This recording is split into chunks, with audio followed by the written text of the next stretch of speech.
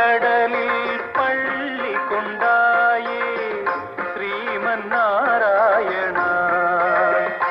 அன்பு திருமகள் துணையில் அமைதி கொண்டாயே ஸ்ரீமன் நாராயணா.